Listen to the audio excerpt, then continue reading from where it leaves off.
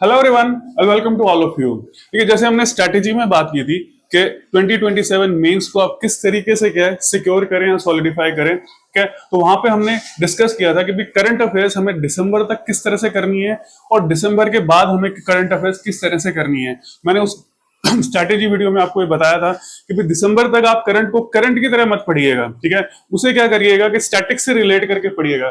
तो आज से क्या है कि हम करंट अफेयर्स को उसी तरीके से पढ़ना स्टार्ट करेंगे और आज के वीडियो में हम बात करेंगे भी करंट अफेयर्स को उस तरीके से अगर आपको पढ़ना है तो आप किस तरीके से करंट अफेयर्स को क्या करेंगे, हैंडल करेंगे, और अगर आपकी अप्रोच जो होगी वो करंट अफेयर्स की किस तरह की रहेगी। ठीक है, उसी की चीज को क्या है आज हम डिस्कस करेंगे कि आपकी अप्रोच क्या रहे जब आप करंट अफेयर्स कर रहे हो तो। ठीक है, तो यही क्या है हम डिस्कस करेंगे। So let's do it. ठीक है, अब यहां ध्यान रखिएगा, हम बात कर रहे हैं करंट अफेयर्स। ठीक है, तो जैसे मैंने आपको पहले ही बता दिया, आपको इसको एज ए करंट नहीं पढ़ना है। You don't have to study as a current. ठीक है, आपने किसी को वन लाइनर पढ़ लिया या और कर लिया, एज ए करंट आपको नहीं करना है। What you have to do, आपको इसको रिलेट करना है अपने सिलेबस के स्टैटिक पोर्शन से। स्टैटिक पोर्शन और स्टैटिक सेक्शंस। ठीक है, किससे रिलेट करना है? स्टैटिक सेक्शन से रिलेट करना है। अगर आप ये करेंगे तो आपके कॉन्सेप्ट्स जो होंगे ऑटोमेटिकली क्या होंगे, क्लियर होते चले जाएंगे। क्या होते जाएंगे? क्लियर होते चले जाएंगे। जब आप इसके साथ रिलेट करके उसको क्या करेंगे, चीज को करेंगे, तो आपके कॉन्सेप्ट्स ऑटोमेटिकली क्या रिलेट करके होते जाएंगे। अब दूसरी चीज, एक इंपॉर्टेंट चीज ये है, चाहे आप करंट अफेयर्स कर रहे हो, ठीक है, चाहे आप करंट अफेयर्स से कोई टॉपिक उठा रहे हो या करंट से रिलेटेड कोई चीज कर रहे हैं या कोई भी काम कर रहे हैं, और या फिर आप स्टैटिक पोर्शन से रिलेट करके कोई काम कर रहे हैं अपने सिलेबस का, ठीक है, तो यहां ध्यान रखिएगा कि उसे कभी भी आइसोलेशन में मत पढ़िएगा। ठीक है, मींस अगर आप इकोनॉमिक्स कर रहे हैं, ठीक है, इकोनॉमिक्स का आपने कोई भी कॉन्सेप्ट लिया, ठीक है, जो करंट से क्या रिलेट करके है, क्या करंट से रिलेट करके है, ये सिर्फ ये नहीं है कि आप करंट ही कर रहे हैं, ठीक है, करंट कर रहे हैं। अगर आप वैसे भी कोई चीज कॉन्सेप्ट पढ़ रहे हैं तो उसका ध्यान रखिएगा कि अगर आप उसको इकोनॉमिक्स में पढ़ रहे हैं तो आपके दिमाग में ये चीज जरूर होनी चाहिए कि ये जो कॉन्सेप्ट है ये किसी और सेक्शन से ओवरलैप तो नहीं कर रहा है। ठीक है, मान लीजिए सोसाइटी से ओवरलैप तो नहीं कर रहा है, ठीक है, मान लीजिए वो गवर्नेंस के साथ अटैच तो नहीं है,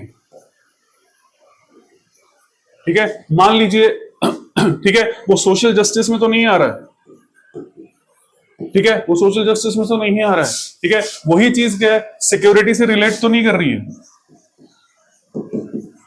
ठीक है, तो इस तरीके से कोई भी टॉपिक आपको पढ़ना है वो मल्टी डायमेंशनल पढ़ना है, क्या मल्टी डायमेंशनल या मल्टी सेक्शनल पढ़ना है, जिससे ज्यादा से ज्यादा आपका क्या हो, कोर्स एक ही साथ क्या है कवर होना शुरू हो जाए। क्या एक ही साथ क्या हो जाए, कवर होना शुरू हो जाए। तो इसी तरीके से हर चीज को आपको पढ़ना है, चाहे वो करंट कर रहे हैं आप, चाहे स्टैटिक पोर्शन कर रहे हैं आप, तो हर एक को क्या है एक ही तरीके से क्या आपको करना है। यह ध्यान रखना है कि वो चीज अलग से किसी से अटैच तो नहीं हो रही है, क्या अलग से अटैच तो नहीं हो रही है। जैसे फॉर एग्जाम्पल अगर आप बजट पढ़ रहे हैं, ठीक है, अगर आप बजट को कर रहे हैं या बजट से के बेसिक्स की बात कर रहे हैं, हम ये नहीं कह रहे कि बजट के फैक्ट्स की बात नहीं कर रहे हैं, we are not talking about facts, हम यहां बात कर रहे हैं अगर आप फिस्कल पॉलिसी पढ़ रहे हैं, ठीक है, आप फिस्कल पॉलिसी पढ़ रहे हैं तो ये ध्यान रखिएगा कि फिस्कल पॉलिसी किस किस चीज को इंपैक्ट करती है, क्या फिस्कल पॉलिसी किस किस चीज को इंपैक्ट करती है। ठीक है, सबसे पहले तो ये इकोनॉमिक्स से आ जाती है, ठीक है, फिर ये डायरेक्ट सोशल जस्टिस से रिलेट करती है, ठीक है, क्योंकि इसमें क्या होते हैं अफर्मेटिव एक्शंस के कुछ स्पेसिफिक स्कीम्स दी होती हैं। क्या होती है अफर्मेटिव एक्शंस की, क्या कुछ स्पेसिफिक स्कीम्स दी होती है।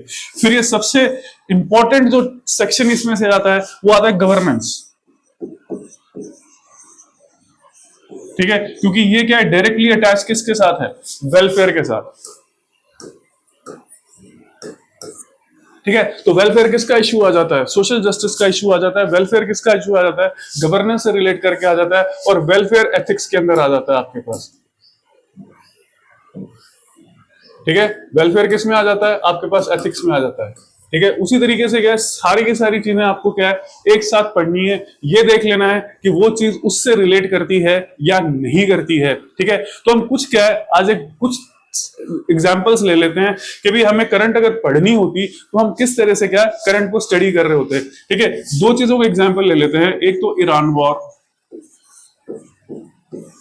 ठीक है, और एक जो एमपीसी कमेटी की मीटिंग चल रही है, मॉनेटरी पॉलिसी कमेटी की जो मीटिंग चल रही है उसके बारे में हम बात कर लेते हैं। ठीक है, तो वो चीजें आपके पास में आ जाती है। अब देखिए ईरान वॉर के अंदर इसको डिटेल में हम नहीं करेंगे, हम ये करेंगे कि कौन से सेक्शंस या किस तरह से आपको इसको हैंडल करना चाहिए था। ठीक है, तो सबसे पहले ईरान वॉर के बारे में जब भी आप पढ़ते हैं तो सबसे पहली चीज आ जाती है स्ट्रेट ऑफ हॉर्मुज। ठीक है, तो सबसे पहले आपको यह पढ़ना होता है कि स्ट्रेट ऑफ हॉर्मुज है क्या, क्योंकि सारी कंट्रोवर्सी कहां से स्टार्ट हो रही है, यहीं से स्टार्ट हो रही है। तो ये क्या है, एक तरह से क्या बन गया है, चोक पॉइंट। ठीक है, ये क्या चोक पॉइंट बन गया है। ठीक है, यहां से जो बिजनेस होता था, ठीक है, एनर्जी फ्लो सप्लाई होती थी, वो चोक हो गई है, जिसकी वजह से, क्योंकि यहां से क्या है वर्ल्ड की 20% एनर्जी ट्रांसपोर्टेशन होता था, और खास करके जो एशियन कंट्रीज हैं, एशियन और ईस्ट अफ्रीकन कंट्रीज जो हैं, ईस्टर्न अफ्रीकन कंट्रीज जो हैं, उनमें क्या है सबसे ज्यादा प्रॉब्लम आ रही है इसी की वजह से। ठीक है, तो सबसे पहले तो आपको ये देखना है कि ये स्ट्रेट ऑफ होर्मुज है क्या, और सबसे बड़ी चीज जब भी आप इसको देखेंगे तो देख क्या करेंगे, आप इसकी ज्योग्राफी पढ़ेंगे।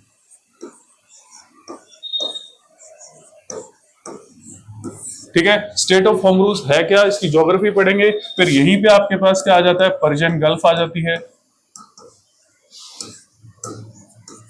ठीक है, तो उसका पूरा का पूरा क्या है, मैप आपको स्टडी करना होता है। क्या होता है मैप, क्या होता है आपको स्टडी करना होता है। तो ठीक है, मतलब ये कि आपने स्टार्ट किससे किया था, ईरान वॉर से स्टार्ट किया था, जो करंट में चल रहा है, क्या जो करंट में क्या है मूव कर रहा है। उसमें एक सिंपल सी चीज है कि ईरान पर यूएस और इजराइल ने मिलकर क्या है एक अटैक किया है, और अटैक का जो बैकग्राउंड है क्या है, वो अटैक का जो बैकग्राउंड है वो है थ्रेट ऑफ न्यूक्लियर वेपन्स।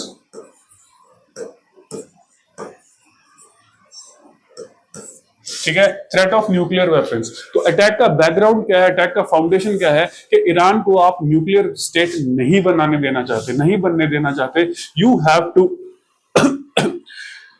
ठीक है, एले दिस थ्रेट, आप इस थ्रेट को हटाना चाहते हैं, इसलिए क्या है आपने ईरान के ऊपर क्या किया, अटैक कर दिया। You have attacked on Iran. ठीक है, तो ये सबसे मेन चीज आ जाती है कि ये बेसिक चीज हो गई, ये हो गया। और अटैक कौन कर रहा है इधर, और दूसरी बात क्या है कि ये गल्फ का एरिया है, ये आपको ध्यान रखना है। This is area of gulf, क्या है, ठीक है। तो गल्फ के एरिया में कौन कौन से चीजें काम कर रही हैं, कैसे गल्फ की कंट्रीज बिजनेस करती हैं, वॉर करती हैं, और खास करके जो गल्फ का एरिया है वो क्या है, एनर्जी एक हब की तरह है।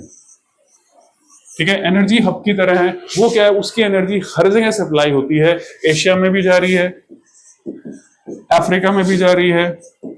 ठीक है, अफ्रीका, एशिया, यूरोप, ऑस्ट्रेलिया।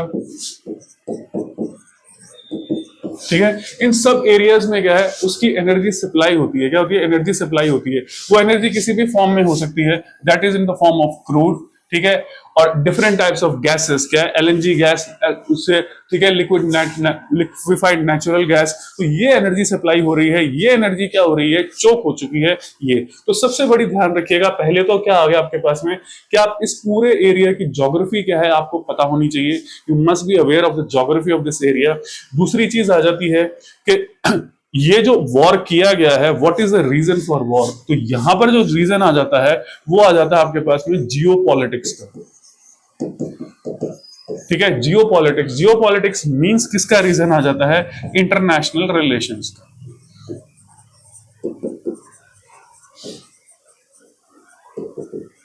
ठीक है, यानी एक टॉपिक आप पढ़ रहे हैं ईरान वॉर, ठीक है, तो उसके अंदर दो चीजें आपके सामने आ गई। फर्स्ट क्या था, ज्योग्राफी, उसकी ज्योग्राफी पढ़ रहे हैं। जब ज्योग्राफी पढ़ रहे हैं तो वहां पर आप रिसोर्सेस के बारे में बात कर रहे हैं। क्लियर? आप क्या बात कर रहे हैं, आपने रिसोर्सेज देख लिए कि उस एरिया में कौन कौन से रिसोर्सेज अवेलेबल हैं, ठीक है। तो आपने ज्योग्राफी पढ़ ली, तो ज्योग्राफी पढ़ने के बाद यहां पर क्या है, आपने फिर जियोपॉलिटिक्स के बारे में बात की कि वॉर हुई क्यों। War is a part of geopolitics. क्या है? War is a part of geopolitics का एक पार्ट होता है वॉर, ठीक है। तो वॉर आपने पढ़ी, तो उसमें आपने क्या कर लिया, जियोपॉलिटिक्स के बारे में बात कर ली। क्या कर ली? जियोपॉलिटिक्स के बारे में बात कर ली।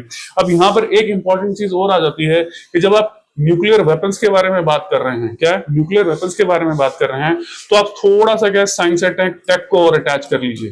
क्या है? साइंस एंड टेक को और अटैच कर लीजिए, क्योंकि यहां पर क्या है कि कई टर्म्स आपके पास आ जाती हैं। क्या आ जाती है? कई टर्म्स आपके पास आ जाती हैं जब न्यूक्लियर वेपन्स की बात आती है या न्यूक्लियर वेपन्स की बात आती है। तो सबसे पहली चीज जो क्या आती है, वो आती है न्यूक्लियर फिजन, ठीक है। तो न्यूक्लियर वेपन किस प्रिंसिपल पर बेस्ड होता है? न्यूक्लियर फिजन पर बेस्ड होता है। क्या होता है? न्यूक्लियर फिजन पर क्या होता है? बेस्ड होता है। दूसरी चीज यहां पर आ जाती है कि यहां पर एक इंपॉर्टेंट चीज आती है, वो होता है यूरेनियम एनरिचमेंट, ठीक है। अब यूरेनियम एनरिचमेंट क्या होता है, what actually is uranium enrichment, ये क्या है आपको पता होना चाहिए। You must be aware of that कि यूरेनियम एनरिचमेंट क्या होता है, ठीक है। और इसके अंदर सेंट्रीफ्यूगेशन टेक्निक का क्या इंपॉर्टेंस होता है, क्लियर? इसके अंदर क्या है, सेंट्रीफ्यूगेशन टेक्निक का क्या होता है, ये क्या इंपॉर्टेंस होता है सेंट्रीफ्यूगेशन टेक्निक का। फिर उसमें आ जाता है what is weapons grade uranium,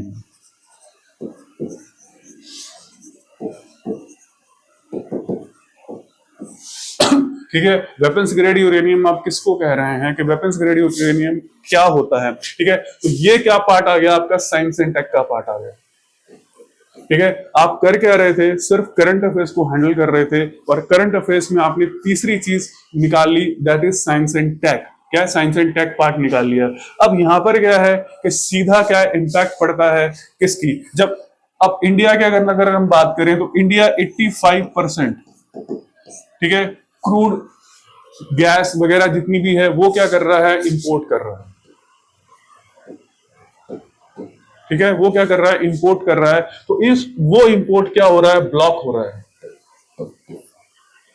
क्या हो रहा है, वो इंपोर्ट क्या हो रहा है, ब्लॉक हो रहा है। मींस ये डायरेक्टली किसको इंपैक्ट कर रहा है, डोमेस्टिक इकोनॉमी को। क्या कर रहा है, डोमेस्टिक इकोनॉमी को इंपैक्ट कर रहा है, ठीक है। जब डोमेस्टिक इकोनॉमी गिरेगी, क्या करेगी, गिरेगी, या डोमेस्टिक में क्या है कुछ इकोनॉमिक प्रॉब्लम्स आनी शुरू होंगी, तो वो डायरेक्टली किससे रिलेट कर जाती है, गवर्नेंस से,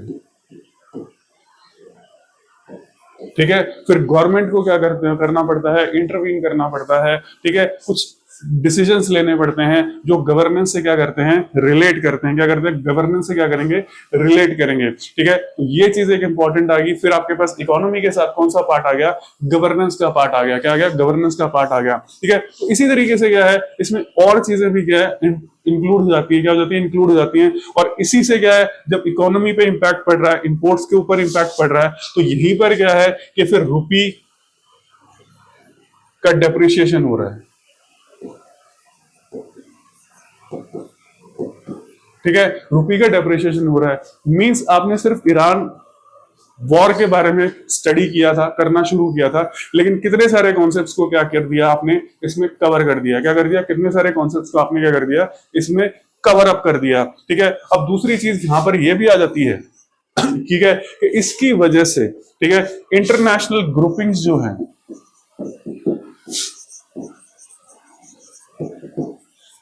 उस पर क्या इंपैक्ट पड़ रहा है। क्या इसकी वजह से इंटरनेशनल ग्रुपिंग्स जो हो रही हैं उस पर क्या इंपैक्ट पड़ रहा है कि नेटो की पर क्या डायरेक्टली इंपैक्ट पड़ रहा है, ठीक है। क्योंकि अमेरिका ने कहा वी आर वेल, हम खुश हैं अगर हम नेटो छोड़ दें, हम नेटो छोड़ने के लिए तैयार हैं। तो ये चीज यहां पर आ जाती है कि भाई इंटरनेशनल ग्रुपिंग्स पर क्या है, क्या इंपैक्ट पड़ता है। तो ये छोटी सी चीज हमने देखी थी, ईरान वॉर। अब कितने सारे डायमेंशंस ईरान वॉर में क्या हुआ, वे कवर हो गए। क्या ईरान वॉर में कितने सारे डायमेंशंस जो हो गए वो क्या हो गए, कवर हो गए। ठीक है, तो ये एक चीज इंपॉर्टेंट आ जाती है कि जब आप क्या कर रहे हैं, करंट अफेयर्स को कर रहे हैं। जैसे मैंने आपको यहाँ कहा, हमने करंट अफेयर्स की कोई भी बात यहाँ नहीं करी है, हमने सिर्फ एक टॉपिक लिया था करंट अफेयर्स का कि ईरान वॉर चल रही है, उसका इंपैक्ट करंट अफेयर्स पे क्या है, और हमारे जो टॉपिक्स हैं जिससे हमें स्टडी करना है, हमारे सेक्शंस को, हमारे सिलेबस को, जनरल स्टडीज के डिफरेंट डिफरेंट सेक्शन से, तो हम किस किस सेक्शन से उसे क्या कर सकते हैं, रिलेट करके पढ़ सकते हैं, और जिससे क्या है हमारे ज्यादा से ज्यादा क्या है सेक्शंस कवर हो, और ज्यादा से ज्यादा क्या हो, हमारे क्वेश्चंस के जो रेंज हो वो बढ़ती जाए। तो ध्यान रखिएगा, यूपीएससी क्या करती है, यूपीएससी हो चाहे चाहे स्टेट पब्लिक सर्विस कमीशन हो, वो आजकल क्या कर रहे हैं कि करंट से रिलेट करके सारी चीजों को क्या कर रहे हैं, पूछ रहे हैं, चाहे वो प्री में हो चाहे वो मेंस के अंदर हो। ठीक है, तो ये चीजें आपको करनी बहुत जरूरी है। तो अगर आप इसको करते हैं इस तरीके से, ठीक है, तो आपको ये पता चलता है कि भी करंट अफेयर्स आपको किस तरह से करनी है। हमने इसको करंट अफेयर्स के तरीके से नहीं पढ़ा है, वी हैवंट स्टडीड, कोई भी चीज हमने करंट अफेयर्स में नहीं ली है, हमने सिर्फ स्टैटिक पोर्शन से लिया था और उन सारी चीजों को स्टडी किया था कि भी किस तरह से आपको करंट अफेयर्स को क्या करना है, हैंडल करना है। तो यही चीज क्या हो जाती है आपके लिए, क्या हो जाती है, इंपॉर्टेंट हो जाती है। तो ध्यान रखिएगा, हम जब भी करंट अफेयर्स पढ़ेंगे, ठीक है, नेक्स्ट वीडियो से जब भी करंट अफेयर्स पढ़ेंगे, तो हमारा यही अप्रोच होगा कि हमारी जो करंट होगी वो क्या होगी, हमारे स्टैटिक पोर्शन से कनेक्ट करके होगी। क्या होगी, स्टैटिक पोर्शन से कनेक्ट करके होगी। जितने ज्यादा डायमेंशन हम स्टैटिक पोर्शन से उस पर्टिकुलर टॉपिक को हैंडल करके करेंगे, उतने ज्यादा आपको क्या होगा, फायदा होगा। और हर करंट आपको नहीं पढ़नी होती है, ध्यान रख लीजिएगा। ठीक है, क्योंकि आपको ज्यादातर मेंस के बेसिस पे आप काम कीजिए, क्योंकि हमारा होराइजन 2027 का है, 2026 का नहीं है। ठीक है, तो उसी हिसाब से क्या हो रहा है, आपको ये चीजें दी जा रही हैं, और इसी हिसाब से हम आपको क्या करेंगे, करंट अफेयर्स को स्टडी करेंगे। अब लास्ट में एक इंपॉर्टेंट चीज है कि भी अगर आपके पास किसी भी तरह का सजेशन हो, ठीक है, इन वीडियोस के लिए या आने वाले जो वीडियोस हैं या आने वाले डिफरेंट डिफरेंट सेक्शंस हैं जो हम स्टार्ट करने वाले हैं, अगर आपके पास किसी भी तरह का सजेशन हो तो आप क्या कर सकते हैं, कमेंट बॉक्स में लिख सकते हैं। ठीक है, आप कमेंट बॉक्स में लिख सकते हैं, या फिर डिस्क्रिप्शन में आपको एक मोबाइल नंबर मिलेगा,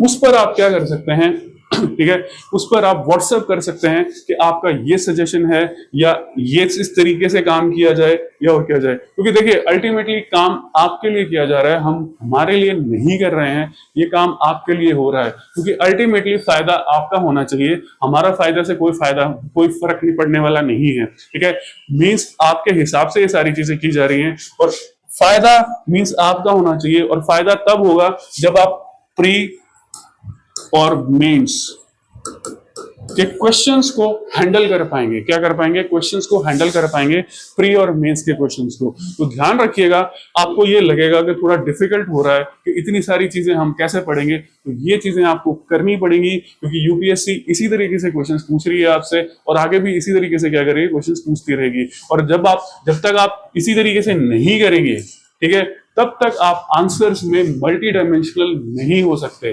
ठीक है, मल्टी डायमेंशनल नहीं हो सकते, और खास करके जब आपके पास एस्से टॉपिक आएगा,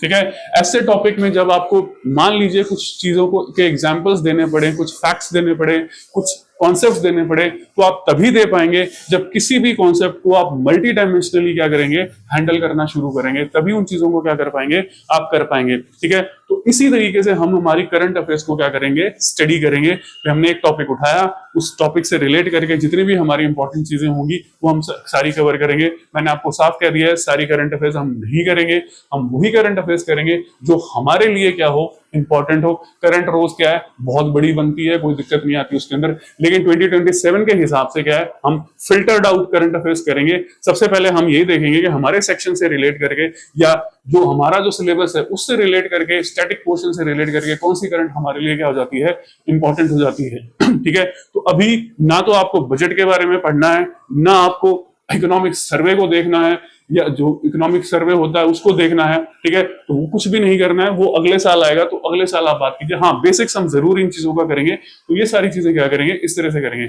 और एमपीसी के बारे में मैंने बात नहीं की क्योंकि वीडियो फिर क्या हो जाता है, थोड़ा लंबा हो जाता है। जब हमारे पास फैक्ट्स होंगे और होंगे, उस हिसाब से क्या करेंगे, हम उसके कॉन्सेप्ट्स को क्या कर लेंगे, स्टडी कर लेंगे। क्योंकि आज 6 और कल 8 तारीख तक क्या है, एमपीसी कमेटी की मीटिंग चल रही है, तो वो ये डिसाइड करेंगे कि आने वाले 2-3 महीनों के लिए रेपो रेट या जो भी रेट है, जो बैंक रेट्स है, वो क्या रखी जाए इकोनॉमिक सिनारियो को देखते हुए, ठीक है। तो वो भी चीज हम अच्छी तरह से करेंगे कि एमपीसी कमेटी काम कैसे करती है, क्या उसका बेस रहता है, क्योंकि ये क्या है, आपका बेसिक नॉलेज है, बेसिक स्टैटिक पोर्शन है, ठीक है। तो इतना ही आज के वीडियो में, इतना ही, ठीक है। मिलेंगे नेक्स्ट वीडियो में। Thank you for watching the video.